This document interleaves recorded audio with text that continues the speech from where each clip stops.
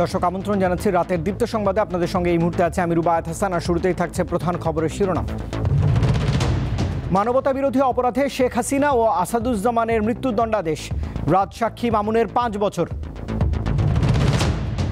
শেখ হাসিনাকে ফেরত দেওয়ার আহ্বান বাংলাদেশের, জনস্বার্থে পাশে থাকার কথা জানিয়েছে ভারত। ধানমন্ডি 32 নম্বরের ভাঙা বাড়ি নিশ্চিহ্ন করার প্রচেষ্টা, আইন শৃঙ্খলা বাহিনীর সাথে ধাওয়া পাল্টা ধাওয়া। লালদিয়া কন্টেইনার টার্মিনাল নির্মাণে ডেনমার্কের সঙ্গে চুক্তি স্বাক্ষর, পানগাঁও পেয়েছে সুইজারল্যান্ড।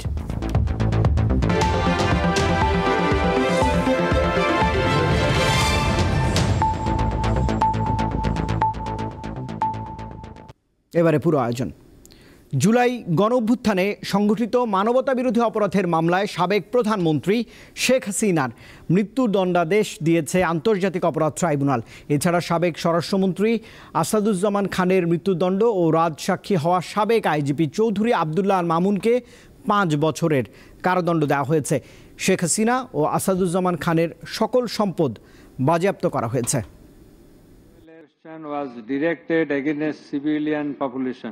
সোমবার দুপুর 12:35 আন্তর্জাতিক অপরাধ ট্রাইব্যুনাল 1-এর আদালত কক্ষে পিনপতন নীরবতা। আইনজীবী ও সাংবাদিক সহ উপস্থিত সবার দৃষ্টি বিচারকদের দিকে।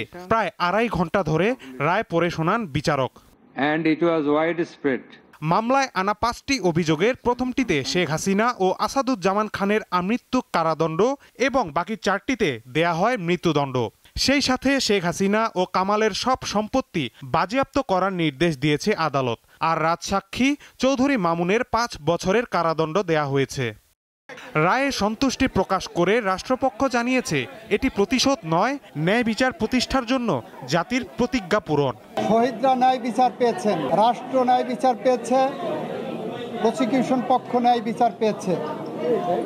সেই ন্যায় বিচার প্রতিষ্ঠা করতে যে সেই ন্যায় বিচারের মানদণ্ড হলো এই মামলার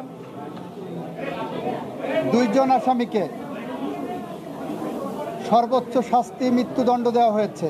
তার বিচারের মাধ্যমে তাকে যে দণ্ড দেওয়া হয়েছে, আমরা বিশ্বাস করি এই দণ্ড প্রদানের মাধ্যমে ইতিহাসের একটি অধ্যায়ের মীমাংসা হয়েছে এবং এই জাতির ন্যায় বিচারের প্রতি যে তৃষ্ণা, ন্যায় বিচারের জন্য, জাস্টিসের জন্য জাতির যে কোয়েস্ট, সেটি আজকে সম্পন্ন হয়েছে। রাষ্ট্র নিযুক্ত আসামি পক্ষের আইনজীবী জানান, রায় মেনে নিলেও তিনি মর্মাহত। এই রায়টা ভিন্নভাবে হইলেও হইতে পারত, হয়নি, যেটা আমার বিপক্ষে গিয়েছে। সেজন্য আমি ক্ষুব্ধ, আমি আমার ভিতরে কষ্ট লালন করতেছি। জুলাই যোদ্ধা ও তাদের স্বজনেরা বলছেন রায়ে তারা সন্তুষ্ট, দ্রুত রায় কার্যকরের দাবি তাদের। শেখ হাসিনা এবং স্বরাষ্ট্রমন্ত্রী আসাদুজ্জামান খান কামালকে এই দেশে আইনা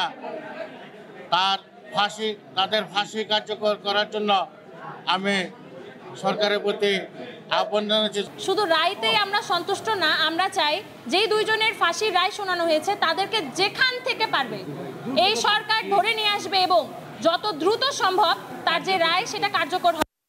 রায়ের দিন আদালত প্রাঙ্গণ ঘিরে নিরাপত্তা ব্যবস্থা ছিল সর্বোচ্চ পর্যায়ে। 2 বছর আগেও যারা শাসন করতেন রাষ্ট্র, নিয়ন্ত্রণ করতেন প্রশাসন, আজ আন্তর্জাতিক অপরাধ ট্রাইব্যুনালের মামলার রায়ে তারা মৃত্যুদণ্ডপ্রাপ্ত আসামি। তবে ভুক্তভোগীদের প্রত্যাশা দ্রুত আসামিদের দেশে ফিরিয়ে এনে রায় কার্যকর করার। মাহিদুর রহমান, দীপ্ত সংবাদ, ঢাকা। জুলাই আগস্টে সংগঠিত মানবতা বিরোধী অপরাধের মামলার রায়ে সন্তুষ্টি প্রকাশ করেছেন বিএনপি, জামায়াত ও এনসিপি নেতারা। অবিলম্বে এই রায় কার্যকর করার আহ্বান জানিয়েছেন তারা। সোমবার রায় ঘোষণার পর তাৎক্ষণিক প্রতিক্রিয়া জানাতে গিয়ে বিএনপির স্থায়ী কমিটির সদস্য সালাউদ্দিন আহমদ বলেন, আন্তর্জাতিক অপরাধ ট্রাইব্যুনালের এই রায়ের মাধ্যমে ন্যায় বিচার প্রতিষ্ঠিত হয়েছে। তবে আসামিদের অপরাধের তুলনায় এই সাজা যথেষ্ট কম। এটা শুধু ন্যায় বিচার প্রতিষ্ঠা না, সামনের দিনের জন্য একটা উদাহরণ এবং ভবিষ্যতে যাতে এই রাষ্ট্রে কেউ আর ফেসিবাদী শাসন ব্যবস্থা কায়েম না করতে পারে, কেউ নিজে ফেসিস্ট না হয়ে উঠতে পারে এবং এখন আয়কতন্ত্র যাতে প্রতিষ্ঠা না হয় তার একটি মেসাল। এটা ভবিষ্যতের জন্য একটা শিক্ষা। জামায়াতে ইসলামের সেক্রেটারি জেনারেল মিয়া গোলাম পরোয়ার গণমাধ্যমকে জানান, এই রায়ের মধ্য দিয়ে 18 কোটি মানুষের আকাঙ্ক্ষার কিছুটা প্রতিফলন হয়েছে। বাংলাদেশের ইতিহাসে অনেক কারণে আজকের দিনটি গুরুত্বপূর্ণ। তার মধ্যে অন্যতম হলো কোনো একজন সরকার প্রধানের সর্বোচ্চ সাজা, এটা বাংলাদেশের ইতিহাসেই প্রথম। আমরা মনে করি এই বিচারের ব্যাপারে কোনো প্রশ্ন তোলার সুযোগ কারো নেই, কারণ বিচার স্বচ্ছ হয়েছে, নিরপেক্ষ হয়েছে, আন্তর্জাতিক মানের হয়েছে। প্রতিক্রিয়া জানাতে আয়োজিত ব্রিফিংয়ে জাতীয় নাগরিক পার্টির আহ্বায়ক নাহিদ ইসলাম শেখ হাসিনাকে 1 মাসের মধ্যে দেশে ফিরিয়ে এনে রায় কার্যকর করার দাবি জানান। আমরা এটি দাবি জানাচ্ছি যে আমাদের শেখ হাসিনার এই রায়কে, আন্তর্জাতিক অপরাধ ট্রাইব্যুনালের রায়কে দ্রুত সময়ের মধ্যে কার্যকর করতে হবে। আগামী 1 মাসের মধ্যে শেখ হাসিনাকে বাংলাদেশে ফেরত আনে এই রায় কার্যকর করতে হবে। নেতারা বলেন, শুধু রায় ঘোষণা নয়, রায় কার্যকর করার মধ্য দিয়েই শহীদদের আত্মা শান্তি পাবে। শিমুল বাশার, দীপ্ত বার্তাকক্ষ। আন্তর্জাতিক অপরাধ ট্রাইব্যুনালে মানবতা বিরোধী অপরাধে শেখ হাসিনার ফাঁসির রায়ের পর উচ্ছ্বাস প্রকাশ করেছে বিএনপি ও বৈষম্য বিরোধী ছাত্র আন্দোলনের নেতারা। এ সময় বিভিন্ন রাজনৈতিক দল সাধারণ মানুষের মাঝে মিষ্টি বিতরণ করেছে। তবে বিক্ষোভ হয়েছে গোপালগঞ্জে। ঢাকা বিশ্ববিদ্যালয়ের টিএসসির পায়রা চত্বরে রায় ঘোষণা দেখার জন্য বড় পর্দা বসানো হয়। শেখ হাসিনার ফাঁসির রায় হওয়ার পর একে অপরকে মিষ্টিমুখ করান শিক্ষার্থীরা। এরপর আনন্দ র্যালি বের করা হয়। বিচার বিচার বিচার চাই। জাহাঙ্গীরনগর বিশ্ববিদ্যালয়ের শিক্ষার্থী ও জাকসুর প্রতিনিধিরা সবার মধ্যে মিষ্টি বিতরণ করেন। পরে শেখ হাসিনার প্রতীকী ফাঁসি কার্যকর করেন তারা। নারায়ণগঞ্জে মিষ্টি বিতরণ করে উল্লাস করে জাতীয় নাগরিক পার্টির নেতাকর্মীরা। তারা বলেন, এই রায়ে শহীদ পরিবারগুলোর মতো এনসিপিও সন্তুষ্ট। শেখ হাসিনার ফাঁসির রায়ের পর চট্টগ্রামে মিষ্টি বিতরণ করে ছাত্র জনতা। নগরীর বিপ্লব উদ্যানে আনন্দ প্রকাশ করেন তারা। রাজশাহী মহানগরীর সাহেববাজার 0 পয়েন্টে মিষ্টি বিতরণ করেন এনসিপির নেতাকর্মীরা। খুলনার শিববাড়ি মোড়ে বৈষম্য বিরোধী ছাত্র জনতা আনন্দ মিছিল বের করে মিষ্টি বিতরণ করে। পরে শেখ হাসিনার ছোট চাচা শেখ আবু নাসেরের বাড়িতে জড়ো হয়ে বিভিন্ন স্লোগান দেয় তারা। বরিশালে আনন্দ মিছিল ও মিষ্টি বিতরণ করেছেন মহানগর ছাত্রদলের নেতাকর্মীরা। এই সময় তারা মোটর সাইকেলে করে নগরীর প্রধান প্রধান সড়ক প্রদক্ষিণ করে। নরসিংদীতে আনন্দ মিছিল ও মিষ্টি বিতরণ করেছেন ছাত্র দলের নেতাকর্মীরা। জেলখানা মোড় থেকে তারা আনন্দ মিছিল বের করেন। রায়ে সন্তুষ্টি প্রকাশ করে লক্ষ্মীপুরে আনন্দ মিছিল ও মিষ্টি বিতরণ করা হয়েছে। শেখ হাসিনার মামলার রায় ঘোষণাকে কেন্দ্র করে নাশকতার চেষ্টাকালে ফেনীতে 9 জনকে আটক করেছে পুলিশ। এদিকে শেখ হাসিনাকে মৃত্যুদণ্ড দেওয়ার প্রতিবাদে বিক্ষোভ হয়েছে গোপালগঞ্জে। গাছের গুঁড়ি ফেলে ঢাকা খুলনা মহাসড়ক অবরোধ করে তারা। পরে যৌথ বাহিনী পরিস্থিতি নিয়ন্ত্রণে আনে। কামরুন নাহার, দীপ্ত বার্তাকক্ষ। এদিকে ট্রাইব্যুনালের রায়ের পর সাবেক প্রধানমন্ত্রী শেখ হাসিনা ও সাবেক স্বরাষ্ট্রমন্ত্রী আসাদুজ্জামান খানকে ফেরত পাঠাতে ভারতের প্রতি আহ্বান জানিয়েছে বাংলাদেশ। সোমবার পররাষ্ট্র মন্ত্রণালয় এক বিজ্ঞপ্তিতে এই আহ্বান জানিয়েছে। এদিকে ভারতের পররাষ্ট্র দফতর জানিয়েছে, ঘনিষ্ঠ প্রতিবেশী হিসেবে শান্তি, গণতন্ত্র ও অন্তর্ভুক্তি সহ বাংলাদেশের জনগণের স্বার্থের প্রতি প্রতিশ্রুতিবদ্ধ ভারত। সোমবার সন্ধ্যায় ভারতের পররাষ্ট্র দপ্তর বিবৃতি দিয়ে জানায়, নির্বাসনে থাকা সাবেক প্রধানমন্ত্রী শেখ হাসিনা রায়ের বিষয়ে অবগত ভারত। দেশটি জানায়, বাংলাদেশের শান্তি ও গণতন্ত্র রক্ষায় তারা পাশে রয়েছে। তবে মৃত্যুদণ্ডপ্রাপ্ত আসামি শেখ হাসিনার হস্তান্তরে বাংলাদেশ সরকারের আহ্বানের কোনো জবাব দেয়নি দিল্লি। এর আগে শেখ হাসিনার মৃত্যুদণ্ডের সাজা ঘোষণার পর তাকে হস্তান্তরের জন্য ভারতের প্রতি আহ্বান জানায় অন্তর্বর্তী সরকার। তাকে ফেরত আনতে হবে, যেহেতু শাস্তি দিয়েছে কোর্ট, এবং সেই জন্য আমরা ভারতকে অফিসিয়ালি জানাবো। আমি এটা নিয়ে কোনো অ্যাসেস করবো না, এই কারণে যে আমি তো আইনের মানুষ নই। বিভিন্ন আইনেই ফাঁক থাকে, সেই ফাঁক কীভাবে পূরণ করতে হয় সেটাও আইনজ্ঞ যারা তারাই বলতে পারবেন। কাজে এটা বরং আপনারা যারা আইন নিয়ে কাজ করেন তাদেরকে জিজ্ঞেস করেন এই প্রশ্ন। আমি আপনাদেরকে শুধু এটুকুই বলতে পারি, যেটা বলেছি, যে আমরা চিঠি দেবো তাকে ফেরত দেওয়ার জন্য। সচিবালয়ে আইন উপদেষ্টা জানিয়েছেন, এই রায় প্রাণ হারানো পরিবারের জন্য সান্ত্বনার খোরাক হবে। আর স্বরাষ্ট্র উপদেষ্টার প্রত্যাশা, ঐতিহাসিক এই রায়ে দেশের আইন শৃঙ্খলার অবনতি হবে না। সড়কও কোনো আতঙ্ক নাই, আমি তো সড়ক দিয়ে আসছি, আপনিও সড়ক দিয়ে আসতেন। কোনো রকমের ছোটোখাটো দিয়ে একটা যে ঘটনা ঘটতেছে, এটা তো আপনারাও জানেন, আমিও জানি। ইয়ামিন, আনাস, রিয়াগোপ সবার কথা মনে পড়ছে। মনে হচ্ছে আজকে তাদের বিদেহী আত্মা হয়তো একটু শান্তি পাবে। আজকে তাদের শোক সন্তস্ত পরিবারের কথা মনে পড়ছে। হয়তো এই রায়ের মধ্যে দিয়ে তারা সামান্য হলেও সান্ত্বনা পাবেন। আইন উপদেষ্টা বলেন, এই রায় ন্যায় প্রতিষ্ঠার শ্রেষ্ঠ ঘটনা হিসেবে বিবেচিত হবে। আজকে বাংলাদেশের মাটিতে। রুবায়েত হাসান, দীপ্ত সংবাদ, ঢাকা। জুলাই আগস্ট গণঅভ্যুত্থানে মানবতাবিরোধী অপরাধের মামলার রায় দেওয়ার আগে মোট ২৮ কার্যদিবসে ৫৪ জনের সাক্ষ্য গ্রহণ ও জেরা করা হয়। ২০২৪ সালের কোটা বাতিলের দাবিতে শুরু হওয়া শিক্ষার্থীদের আন্দোলন খুব দ্রুতই রূপ নেয় গণমানুষের সর্বাত্মক বিদ্রোহে। সেই গণঅভ্যুত্থানের চাপেই পতন ঘটে শেখ হাসিনার সরকারের। ৫ আগস্ট দেশ ছেড়ে ভারতে পালিয়ে যান তিনি। আন্দোলন দমনে আইন শৃঙ্খলা বাহিনীর বিরুদ্ধে সহিংসতার অভিযোগ রয়েছে। এতে ব্যাপক প্রাণহানির ঘটনা ঘটে। সরকার পতনের পর আন্তর্জাতিক অপরাধ ট্রাইব্যুনাল পুনর্গঠন হলে জুলাই গণঅভ্যুত্থানের সময় মানবতা বিরোধী অপরাধের অভিযোগে প্রথম মামলাটি হয় সাবেক প্রধানমন্ত্রী শেখ হাসিনার বিরুদ্ধে।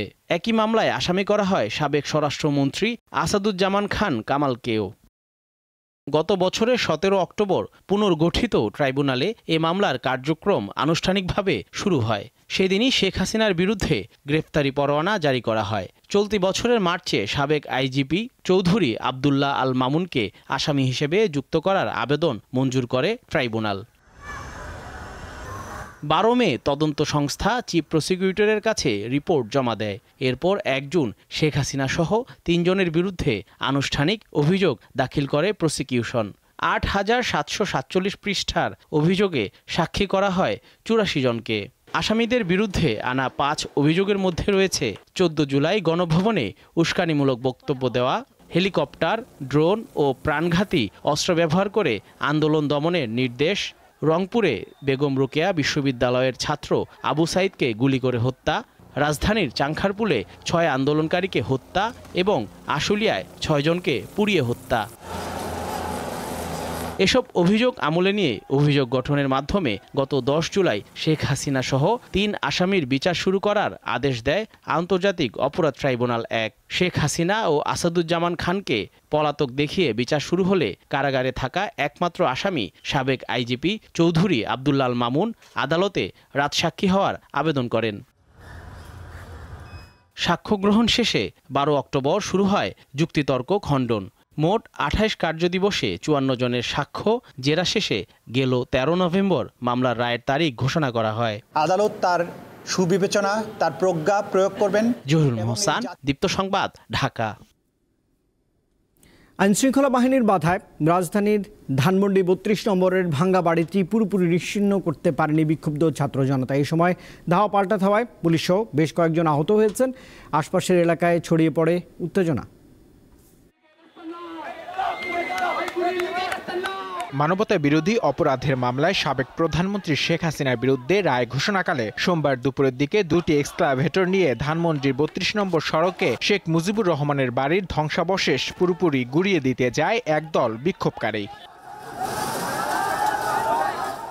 আইনশৃঙ্খলা রক্ষাকারী বাহিনী তাদের বাধা দিলে শুরু হয় সংঘর্ষ ও ধাওয়া পাল্টা ধাওয়া। পরে সেখানে যান সেনা সদস্যরা। এক পর্যায়ে পুলিশ টিয়ারশেল ও সাউন্ড গ্রেনেড নিক্ষেপ করে। এ সময় ধানমন্ডি, কলাবাগান, পান্থপথ ও সোবহানবাগ এলাকায় উত্তেজনা ছড়িয়ে পড়ে। বিক্ষোভকারীরা শেখ হাসিনার দুটি কুশপুত্তলিকা পোড়ায়। আওয়ামী লীগের কোনো আস্তানা বাংলাদেশে থাকতে দিব না। আমরা ৩২ নম্বরকে সমান করে খেলার মাঠ বানিয়ে দিব।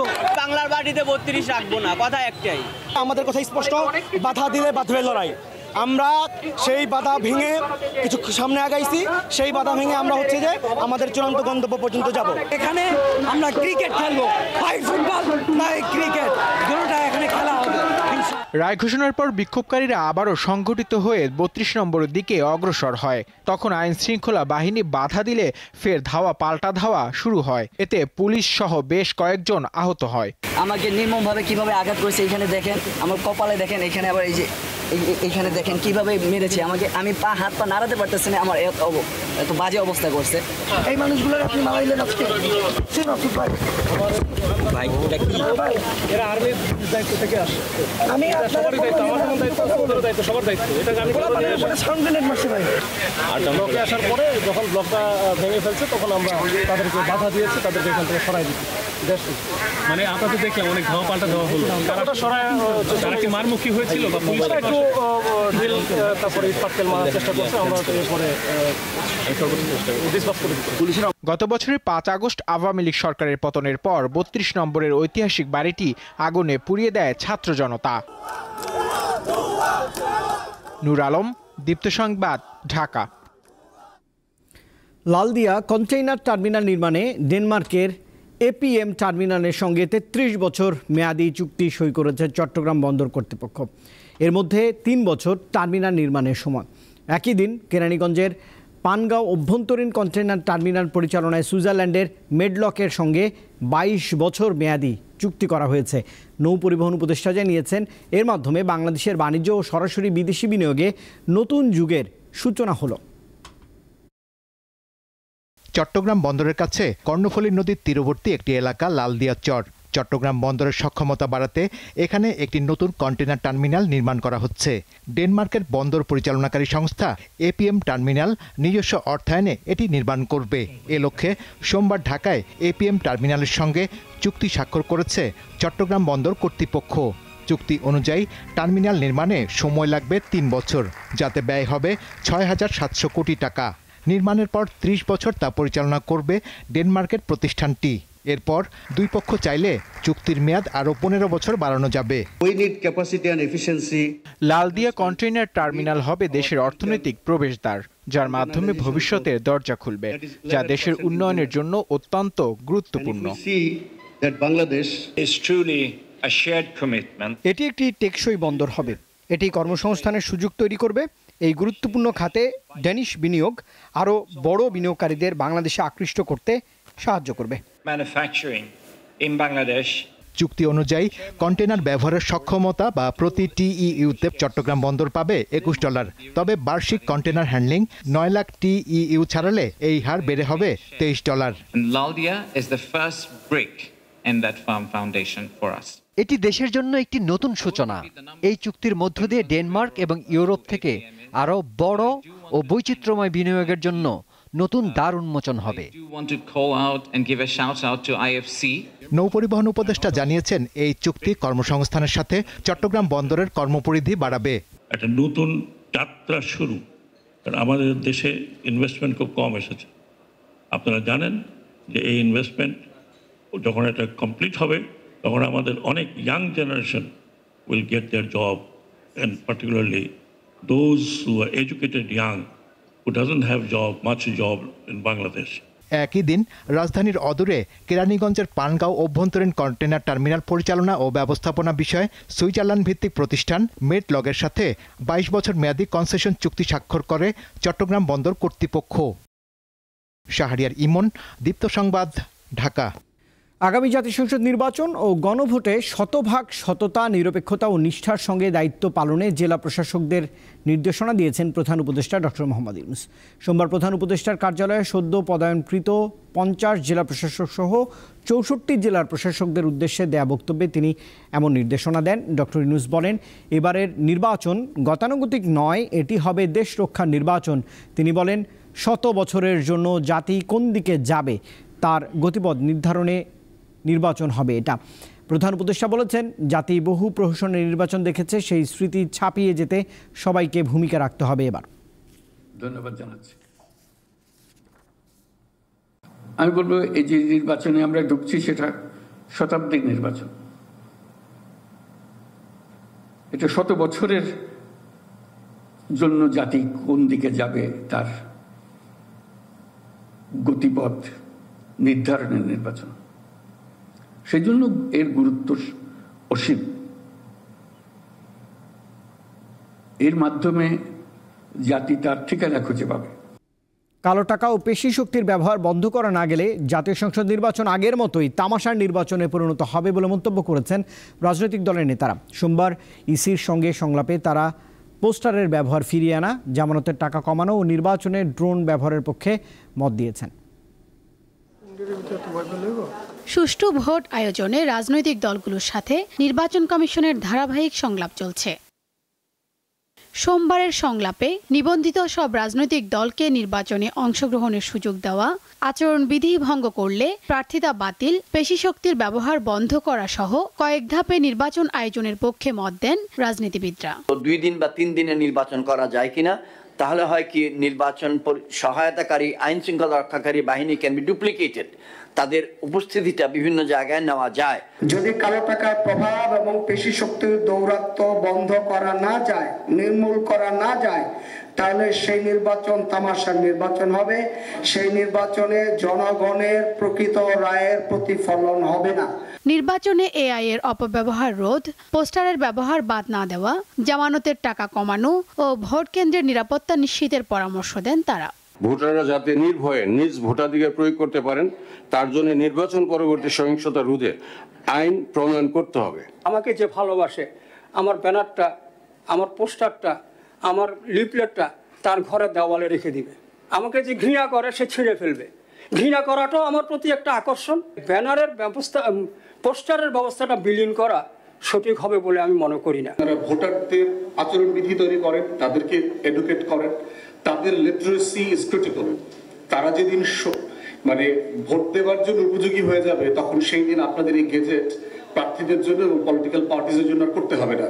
যে কোনো চ্যালেঞ্জ মোকাবেলায় ইসি প্রস্তুত জানিয়ে সিইসি বলেন, রাজনৈতিক দলগুলো সহযোগিতা না করলে প্রশ্নবিদ্ধ নির্বাচনের শঙ্কা থেকে যাবে। যত সাইক্লোন ঝড় আসুক না কেন, আমরা এটা মোকাবেলা করে একটা সুষ্ঠু সুন্দর পরিবেশ এনশিওর করার জন্য যত পদক্ষেপ নেওয়া দরকার আমরা আমাদের পক্ষ থেকে নেব। আগামী 19 নভেম্বর বিএনপি, জামায়াত ও এনসিপি সহ 12টি দলকে সংলাপে আমন্ত্রণ জানিয়েছে নির্বাচন কমিশন। শিউলি শবনম, দীপ্ত সংবাদ, ঢাকা। এক কর্পোরেশন, এক পে স্কেল বাস্তবায়ন এবং কারখানায় নিরবিচ্ছিন্ন গ্যাস সরবরাহের দাবিতে বিক্ষোভ করেছে ব্রাহ্মণবাড়িয়ার আশুগঞ্জ সার কারখানার শ্রমিক কর্মচারীরা।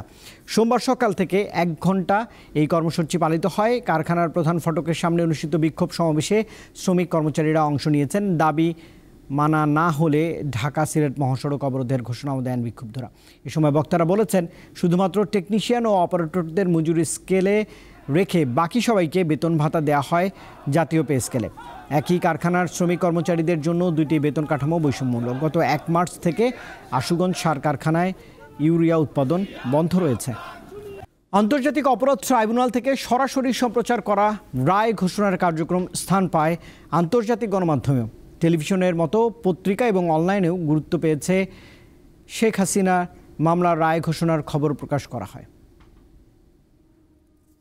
রায় পড়া শুরু হওয়ার পর থেকেই অনলাইনে লাইভ সম্প্রচার করে ব্রিটিশ সংবাদ মাধ্যম বিবিসি। বিক্ষোভ দমনে নৃশংসতার দায়ে বাংলাদেশের সাবেক নেত্রী শেখ হাসিনার মৃত্যুদণ্ড শিরোনামে খবর প্রকাশ করেছে বিবিসি। রায় ঘোষণার দিনকে বাংলাদেশের জন্য ঐতিহাসিক হিসেবে উল্লেখ করা হয় প্রতিবেদনে। আল জাজিরা শিরোনামে বলা হয়েছে, মানবতাবিরোধী অপরাধের দায়ে হাসিনার মৃত্যুদণ্ড। প্রতিবেদনে বলা হয়, শেখ হাসিনার অনুপস্থিতিতে বিচার করে মৃত্যুদণ্ড দেয়া হয়েছে। সিএনএন শিরোনাম করেছে, মানবতাবিরোধী অপরাধের দায়ে বাংলাদেশের ক্ষমতাচ্যুত নেত্রী শেখ হাসিনার মৃত্যুদণ্ড। বার্তা সংস্থা রয়টার্সের শিরোনামে বলা হয়েছে, শিক্ষার্থীদের ওপর নির্যাতনের দায়ে বাংলাদেশের ক্ষমতাচ্যুত প্রধানমন্ত্রী শেখ হাসিনার মৃত্যুদণ্ড। এছাড়া ব্রিটিশ ভিত্তিক গণমাধ্যম দ্য গার্ডিয়ান শিরোনাম করেছে, মানবতা বিরোধী অপরাধের দায়ে বাংলাদেশের ক্ষমতাচ্যুত প্রধানমন্ত্রী শেখ হাসিনার মৃত্যুদণ্ড। মানবতা বিরোধী অপরাধের জন্য বাংলাদেশে শেখ হাসিনার মৃত্যুদণ্ড শিরোনামে খবর প্রকাশ করেছে ভারতীয় সংবাদ মাধ্যম এনডিটিভি। এছাড়া টাইমস অব ইন্ডিয়া শিরোনাম করেছে, মানবতা বিরোধী অপরাধ, বাংলাদেশের ক্ষমতাচ্যুত প্রধানমন্ত্রী শেখ হাসিনার মৃত্যুদণ্ড। ভারতীয় ও আন্তর্জাতিক গণমাধ্যমে শেখ হাসিনার মৃত্যুদণ্ডের রায়কে দক্ষিণ এশিয়ার বৃহত্তম রাজনৈতিক ঘটনাগুলোর একটি হিসেবে তুলে ধরা হয়েছে। পাশাপাশি এই রায়ের আঞ্চলিক ভূ রাজনীতিতে সম্ভাব্য প্রভাব এবং বাংলাদেশের অভ্যন্তরীণ নিরাপত্তা পরিস্থিতির কথাও গুরুত্ব সহকারে উঠে এসেছে। ইশরাত সুমা, দীপ্ত বার্তা কক্ষ। সৌদি আরবে একটি ডিজেল ট্যাঙ্কারের সঙ্গে যাত্রীবাহী বাসের সংঘর্ষে ৪৫ জন ভারতীয় ওমরা যাত্রী নিহত হয়েছেন। বাসটির একজন যাত্রী জীবিত রয়েছেন। রবিবার স্থানীয় সময় রাত ১:৩০টার দিকে মক্কা থেকে মদিনা যাওয়ার পথে মুফরিহাত এলাকায় এমন দুর্ঘটনা ঘটে। ডিজেল ট্যাঙ্কারের সঙ্গে যাত্রীবাহী বাসের সংঘর্ষের ফলে বাসটিতে আগুন ধরে যায়। দুর্ঘটনার সময় বাসের বেশিরভাগ যাত্রী ঘুমিয়েছিলেন, তাই কেউ বাস থেকে বের হতে পারেননি। ওমরা যাত্রীদের সবাই ভারতের দক্ষিণাঞ্চলীয় রাজ্য তেলেঙ্গানার বাসিন্দা। নিহত ৪৫ জনের মধ্যে নারী ও শিশু রয়েছে। নিহতদের মধ্যে একই পরিবারের সদস্য রয়েছে ১৮ জন।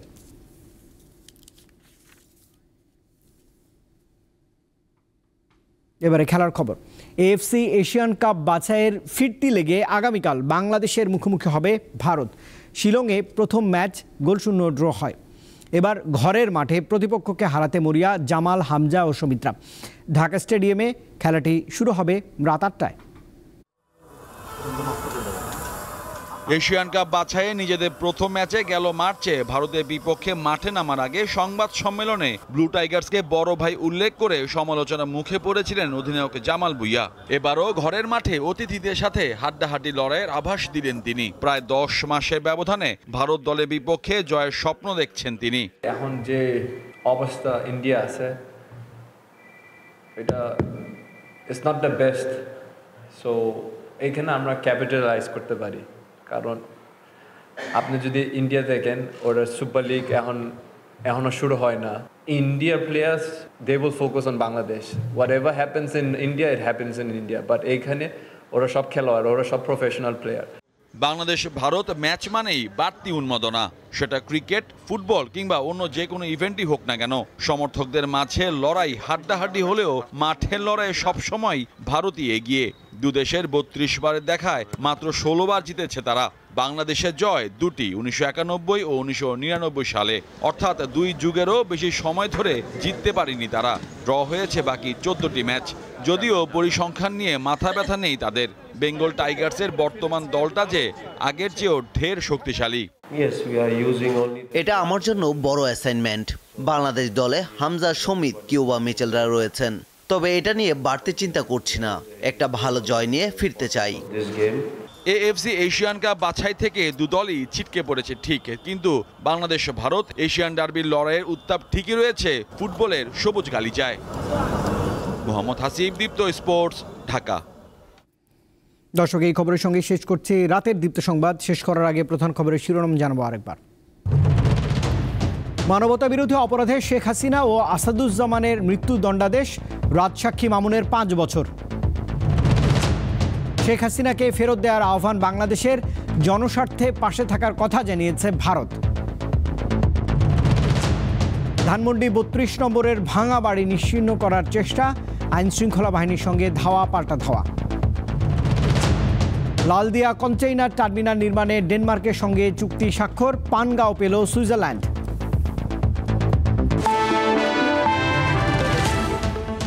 আর দর্শক, এই ছিল এখনকার মতো। এতক্ষণ সঙ্গে থাকবার জন্য ধন্যবাদ সবাইকে। আরও তথ্য বিনোদনের জন্য আপনি যুক্ত থাকতে পারেন দীপ্ত টেলিভিশনের ডিজিটাল প্ল্যাটফর্মগুলোতে। শুভরাত্রি।